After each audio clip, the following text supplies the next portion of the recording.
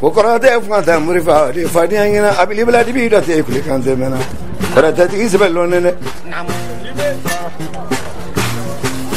Baranja sule barala. Ferma jenin tunne. Sanin korate ti bidido yo. Tiboka ya patengina malatu. Babra masumo.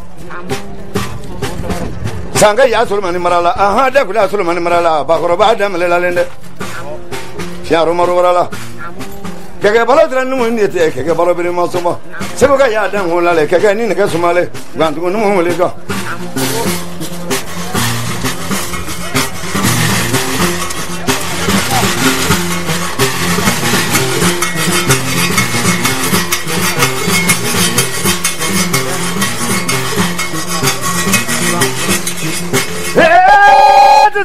Maro baligini su maligini kala numunditi ne don fi sama fratele maga jini tabasu ngona sunu ngonga kuna ta demza ngabrula kuli bangro da kurona kurona masala jiba kuron kiji kangele jiya fur ngere ngono kiji ga ko be chinno ndo de manfuri bene bangro mate na songo bola don baligini su taba bele dorima ta kabisamba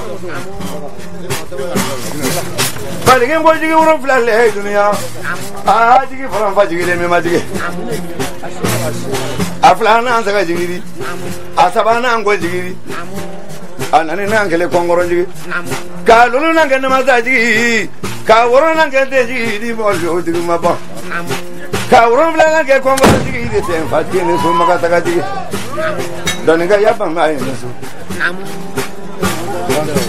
Gani maligin ne bara turu tigi do wale ka do banya kele mole nya bila baro do abe manga do ba baro dia lena fa khoro ko nya memi nare ba khoro ko nya memi nangura sini manta so wale ya khoro da tigi ubera la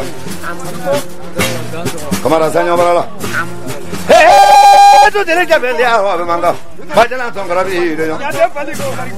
Mere boya ka yan tongkara bi do yo. Mere boya boya len tongkara baro sumale.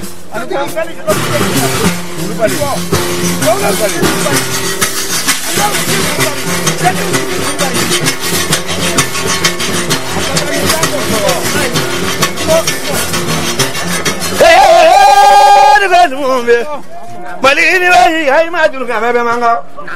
Saya sele mogola tu masih tu orang fajri pilu madia maga.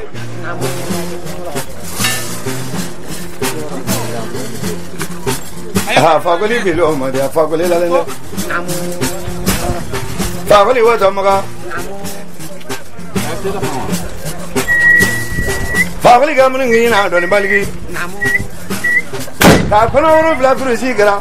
Kakuna orang belakang kira. Kakuna sebagai fugulade. Kasense mulu ga samarati te don maligi ko ido semlate ka wula bi ko ni mondro fa ko walo selema ali ni to ma sen ngala ka wa maga fa ko ka karo ko nan karo bi ko nan tele ko no akate ka do maga fa ko wala sen ngala maga fa ko ma huwa mudula ma huwa ndaga so tun te dunya moto tun te dunya mabli tun te dunya laman tun te dunya trosi tun te dunya dunia menen dere frina menen ni te fadi hangina don ga yaba mai ni don maliga ne so ne kra kumari ne gejele mar ara kanato ina numundo ko tu dere jabe maro maliga ni wala